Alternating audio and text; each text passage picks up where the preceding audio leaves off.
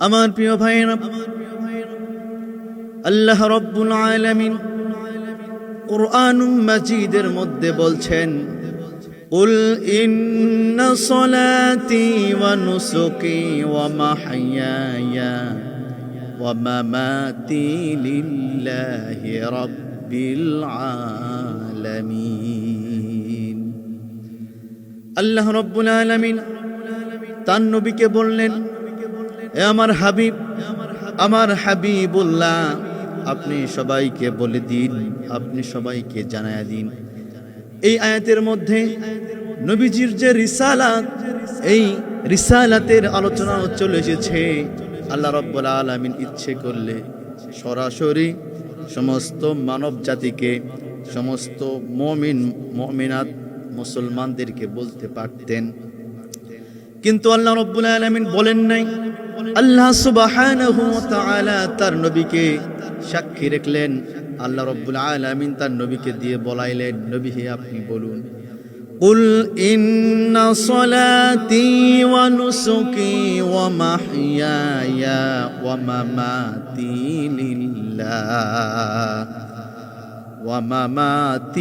লিল্লাহি রাব্বিল আলামিন। আল্লাহ রাব্বুল আলামিন তার নবীকে বললেন, নবী হে আপনি বলুন, আমি আল্লাহ রাব্বুল আলামিন আমার নামাজ, আমি আল্লাহ রাব্বুল আলামিন আমার কুরবানি, আমি আল্লাহ রাব্বুল আলামিন আমার জন্য জীবন, আমার জন্য মরণ, সবকিছু নিবেদিত কার জন্য হবে? একমাত্র আল্লাহ রাব্বুল আলামিনের জন্য নিবেদিত হবে। নামাজ আদায় করতে হবে কার জন্য? আল্লাহ রাব্বুল আলামিনকে সন্তুষ্ট, আল্লাহ রাব্বুল আলামিনের সন্তুষ্ট অর্জনের জন্য নামাজ আদায় করতে হবে। নামাজের পরে আল্লাহ রাব্বুল আলামিন কুরবানির কথা বলেছেন, ওয়া নুসুকি, কুরবানি কার জন্য করতে হবে? কুরবানি করতে হবে আল্লাহ রাব্বুল আলামিনের সন্তুষ্ট লাভের আশায় কুরবানি করতে হবে। আমার প্রিয় ভাইয়েরা, তাহলে নামাজ হবে কার জন্য? আল্লাহর জন্য।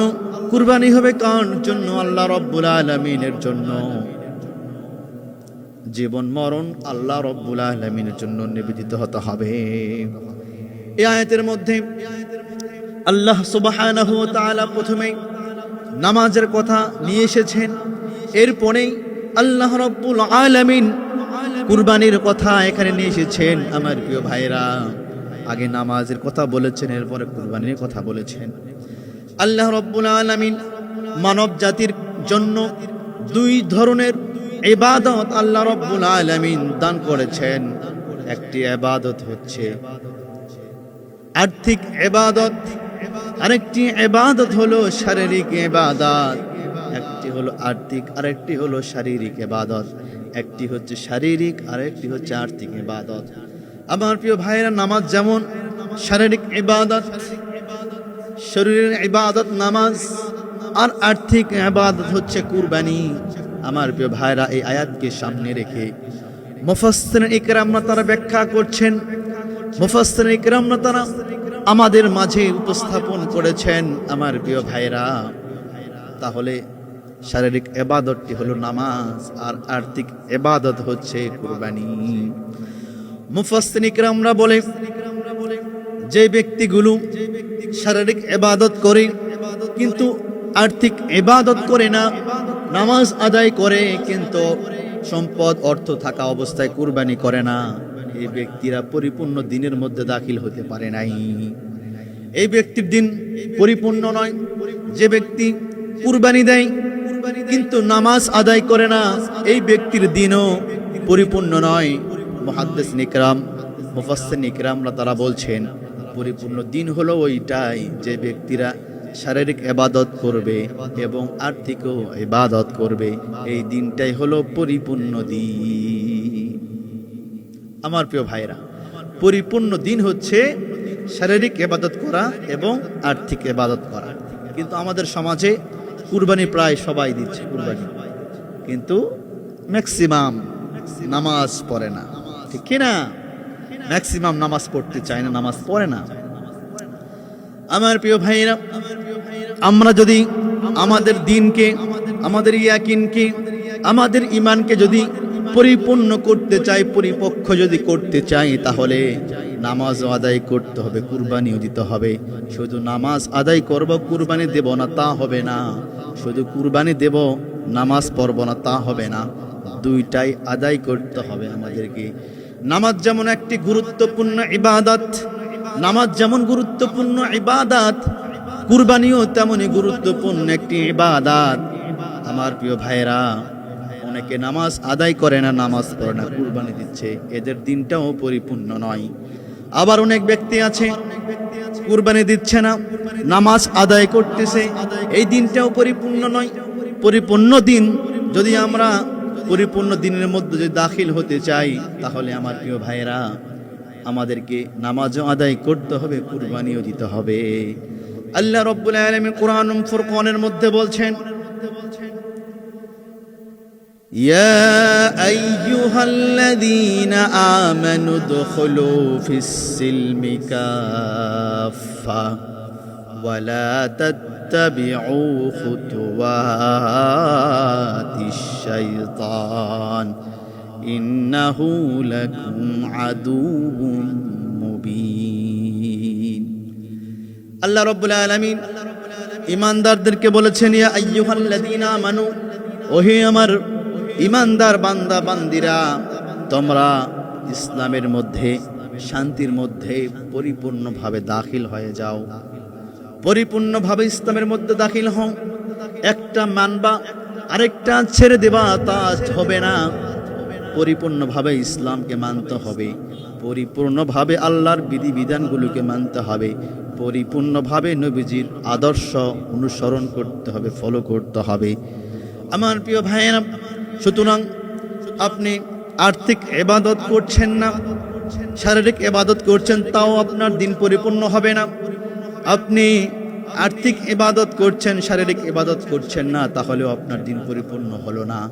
আল্লাহ পাক বলছেন, ফিস-সিলমি কাফা, পরিপূর্ণ ইসলামের মধ্যে পরিপূর্ণভাবে দাখিল হও, পরিপূর্ণভাবে ঢুকে যাও।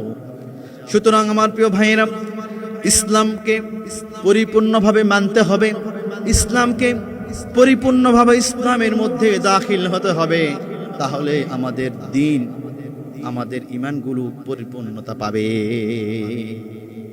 প্রিয় হাজিরিন, আমাদের সমাজে অনেক ব্যক্তি আছে, তারা অর্থ থাকা অবস্থায়ও কুরবানি করছে না, অর্থ থাকা অবস্থায় তারা কুরবানি করছে না। আবার অনেক সমাজে ব্যক্তি আছে, তারা নামাজ পড়ে না, কুরবানি করছে। এই জন্য আমাদের দিনটা পরিপূর্ণ হচ্ছে না। এই দিন পরিপূর্ণ হতে গেলে শারীরিক ইবাদত এবং আর্থিক অর্থনৈতিক যে ইবাদত, দুটোই করতে হবে আমাদেরকে, বলি ইনশাআল্লাহ।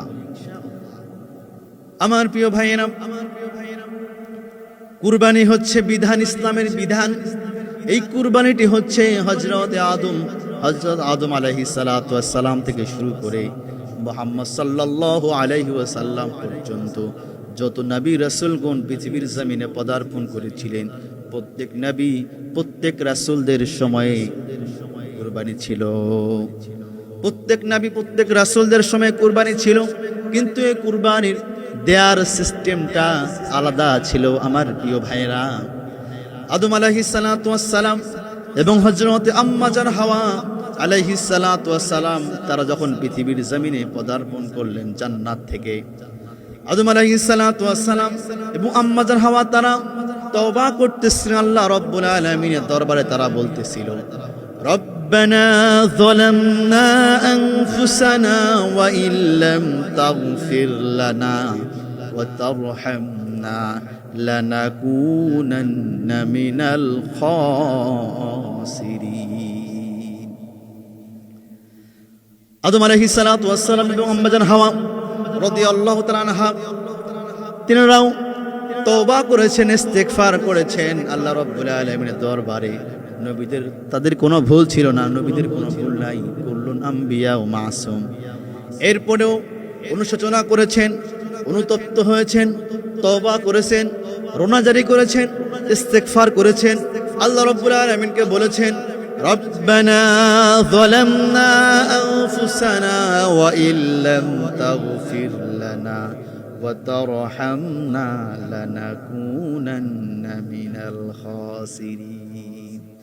ইয়া রব্বে কারীম, আমরা জুলুম করেছি, আমরা অপরাধ করেছি, ইয়া রব্বে কারীম আমাদেরকে ক্ষমা করুন, মাফ করুন। এভাবে হযরত আদম সাফিউল্লাহ এবং আম্মা জান হাওয়া তারা দুজনেই তওবা করেছেন, দোয়া করেছেন, রোনাজারি করেছেন, ইস্তিগফার করেছেন। আল্লাহ রব্বুল আলামিন তাদের দোয়াকে কবুল করে নেন, মঞ্জুর করে নেন। 350 বছরের অধিক সময় আদম আলাইহিস সালাতু ওয়াস সালাম এবং আম্মা জান হাওয়া তারা দুইজন তওবা করেছেন।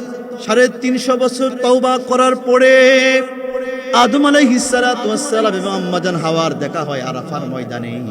দেখা হওয়ার পরে মিলন হয়, কথাবার্তা হয়, কথোপকথন হয়। দীর্ঘ সময় পরে দেখা হয়, কথোপকথন হয়, মুসাফা হয়। আদম আলাইহিস সালাতু ওয়াস সালাম এবং আম্মা জান হাওয়া তারা দুজনেই সংসার করতে শুরু করে দিল। আল্লাহ রাব্বুল আলামিন প্রতি বছর আম্মা জান হাওয়ার থেকে পৃথিবীতে দুইজন করে যমজ সন্তান পৃথিবীতে দান করতেন। সুবহানাল্লাহ। আম্মা জান হাওয়ার থেকে প্রতি বছর দুইজন করে সন্তান পৃথিবীতে আগমন করতেন। প্রথম সন্তান হচ্ছে হাবিল কাবিল। তাদের যমজ একজন ছেলে সন্তান হইতো আর একজন মেয়ে সন্তান হইতো। হাবিল আর কাবিল এই দুইজন পৃথিবীতে আসলো। এদের সঙ্গে আকলিমা আসলো, আর একটি বোন আসলো। আমার প্রিয় ভাইয়েরা, আল্লাহ রব্বুল আলামিন বিধান জারি করেছেন যে দুইজন ভাই বোন, ওই দুইজন বিবাহ হবে না। অপর যে দুইজন ভাই বোন আছে, ওই দুইজনের প্রথম ভাই আর দ্বিতীয় বোন এদের সঙ্গে বিয়ে হবে। প্রথম বোন আর দ্বিতীয় পক্ষের দ্বিতীয় বছরের যে ভাই আসতে দুইজনের বিবাহ হবে, এমন বিধান আল্লাহ রব্বুল আলামিন জারি করেছেন। কিন্তু এই বিধানটি কাবিল মানতে চায় না। কাবিল বলে, আমি এই বিধান মানি না, কারণ আমার প্রিয় বোন আকলিমা দেখতে সুন্দর, রূপসী, রমণী, সুখাসিনী, সুভাসিনী, দেখতে অনেক সুন্দর, চমৎকার সুন্দরী অধিকারী, আমি তাকে বিয়ে করতে চাই। কিন্তু আদম আলাইহিস সালাতু ওয়াস সালাম বললেন, না, আল্লাহ পাক যে বিধান দান করেছেন এই বিধানই মেনে নিতে হবে। হাবিলের বিধান মেনে নাই, কাবিলের বিধান মানতে চায় না, কারণ কাবিলের বোন পরমা সুন্দরী, রূপসী, গুণে গুণান্বিতা। এই জন্য আকলিমাকে বিবাহ করতে চাই। কিন্তু আকলিমাকে বিবাহ করতে চাই, কাবিল আকলিমাকে বিবাহ করতে চায়, আল্লাহর বিধানকে অমান্য করে। আদম আলাইহিস সালাতু ওয়াস সালাম আল্লাহ সুবহানাহু ওয়া তাআলাকে বললেন, ইয়া রব্বে কারীম, আপনি সমাধান দান করুন। আল্লাহ রব্বুল আলামিন ওহী পাঠালেন। জিবরাইল আলাইহিস সালাতু ওয়াস সালাম আসলেন। আদম আলাইহিস সালাতু ওয়াস সালামকে বললেন, তাহলে কুরবানি করতে হবে। পছন্দের যে বস্তুগুলো দূরে রেখে আসতে হবে, যারটা পুরে ভৎস হয়ে যাবে এর কুরবানি কবুল হয়েছে। এই যার কুরবানি কবুল হবে সেই আকলিমাকে বিবাহ করবে, আর যার কুরবানি কবুল হবে না সে আকলিমাকে বিবাহ করবে না। আদম আলাইহিস সালাতু ওয়াস সালাম তার দুই সন্তানকে হাবিল কাবিলকে ডেকে বলল, হে হাবিল কাবিল, তোমরা দুজনে শোনো, আল্লাহ রাব্বুল আলামিনের পক্ষ থেকে নীতিমালা এসেছে, যার কুরবানি কবুল হবে সে আকলিমাকে বিবাহ করবে, আর যার কুরবানি কবুল হবে না সে আকলিমাকে বিবাহ করতে পারবে না। হাবিল এই বিধানকে, এই সিস্টেমকে মেনে নিল, কাবিলও মেনে নিল। মেনে নেওয়ার পরে এরপরে হাবিলের যে কাছের বস্তু, প্রিয় বস্তু কুরবানি দেওয়ার জন্য প্রস্তুত হয়ে গেল, আর কাবিল ওই দিকে তার শস্য, তার গমগুলি জমা করলো কুরবানি দেওয়ার জন্য। আমার প্রিয় ভাইয়েরা, ফাঁকা মরুভূমির মধ্যে বা জঙ্গলের মধ্যে, ফাঁকা জায়গায়, উঁচু জায়গায় কুরবানি, দুইজনের কুরবানি রাখা হলো। এখনো কোনো ফয়সালা আসে না। দেখা গেল আসমান থেকে ফয়সালা আসলো, হাবিলের কুরবানি কবুল হয়েছে আর কাবিলের কুরবানি কবুল হয় নাই। আমার প্রিয় ভাইরা, কুরবানি কবুল হওয়ার মূল শর্ত হলো নিয়ত খালেস হওয়া লাগবে। ইন্নামাল আমালু বিন্নিয়াত, সমস্ত আমল কাজ নিয়তের উপর নির্ভর করে। আল্লাহ রাব্বুল আলামিন বলছেন, লা ইয়ানালাল্লাহা লুহুমুহা ওয়ালা দিমাউহা ওয়ালাকিন ইয়ানালুহুত তাকওয়া মিনকুম। আল্লাহ রাব্বুল আলামিন বলছেন, আল্লাহ রাব্বুল আলামিনের দরবারে কোনো কিছুই পৌঁছায় না।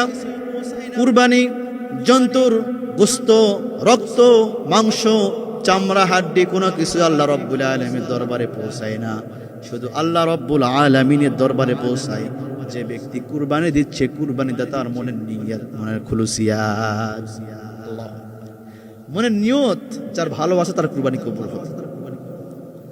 আমার প্রিয় ভাইয়েরা, হাবিল আল্লাহ রব্বুল আলামিনকে খুশি করার জন্য তিনি কুরবানি দিয়েছেন।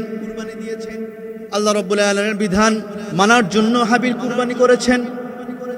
আর কাবিল সে আকলিমাকে পাবার জন্য সে কুরবানি করেছে। হাবিল কুরবানি করেছে আল্লাহর সন্তুষ্ট অর্জনের জন্য। হাবিল কুরবানি করেছে আল্লাহর বিধান মানার জন্য, আল্লাহর বিধিবিধান মানার জন্য। আর কাবিল কুরবানি করেছে আকলিমাকে পাবার জন্য। হাবিলের কুরবানি কবুল হলো কারণ হাবিলের খুলুসিয়াত লিল্লাহিয়াত, হাবিলের নিয়ত আল্লাহকে সন্তুষ্ট অর্জন করার জন্য। আর কাবিলের নিয়ত হলো আকলিমাকে বিবাহ করার, আকলিমাকে আপন করে পাওয়ার, আকলিমাকে কাছে পাওয়ার নিয়তে কুরবানি করেছে। যার নিয়ত খালেস, যার নিয়ত খাঁটি, এই ব্যক্তির কুরবানি আল্লাহ রব্বুল আলামিনের দরবারে কবুল হয়। সুতরাং কাবিলের কুরবানি আল্লাহ রব্বুল আলামিনের দরবারে কবুল হয় নাই, আর হাবিলের কুরবানি আল্লাহ রব্বুল আলামিনের দরবারে কবুল হয়ে গেল। আমার প্রিয় ভাইয়ের, এক পর্যায়ে হাবিল আর কাবিলের মধ্যে দ্বন্দ্ব হয়ে গেল। আদম আলাইহিস সালাম বললেন, তাহলে যেহেতু হাবিলের কুরবানি কবুল হয়েছে, হাবিলের সঙ্গে আকলিমাকে বিবাহ দেব। আর কাবিলের কুরবানি যেহেতু কবুল হয় নাই, এই জন্য কাবিলের সঙ্গে অপর যে বোন আছে, হাবিলের বোনের সঙ্গে কাবিলকে বিয়া দিয়ে দিব।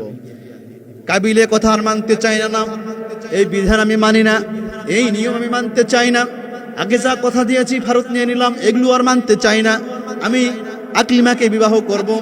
এমন সময় হাবিল আর কাবিলের মধ্যে বাকবিতণ্ডা শুরু হয়ে গেল, ঝগড়া এক পর্যায়ে শুরু হয়ে গেল। আমার প্রিয় ভাইয়েরা, কাবিল এক পর্যায়ে হাবিলকে হত্যা করেছে। পৃথিবীর প্রথম হত্যাই হচ্ছে কাবিল করেছে। কাবিল তার বড় ভাই হাবিলকে সে হত্যা করেছে। এই নারীর লোভে পড়ে, প্রিয় হাজির, বর্তমানও এমন আছে, মেয়েদের লোভ, নারীর লোভ, এই নারীর যে লোভ, এটা আমাদের মধ্যে রাখা যাবে না।